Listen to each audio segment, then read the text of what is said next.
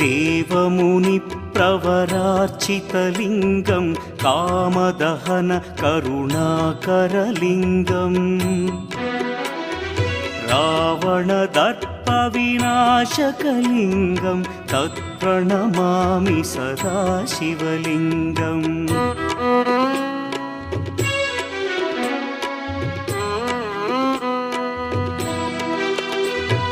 सर्वसुगन्धसुलेपितलिङ्गं बुद्धिविवर्धनकारणलिङ्गं सिद्धसुरासुरवन्दितलिङ्गं तत्प्रणमामि सदा शिवलिङ्गं कनकमहामणिभूषितलिङ्गं फणिपतिवेष्टितशोभितलिङ्गम्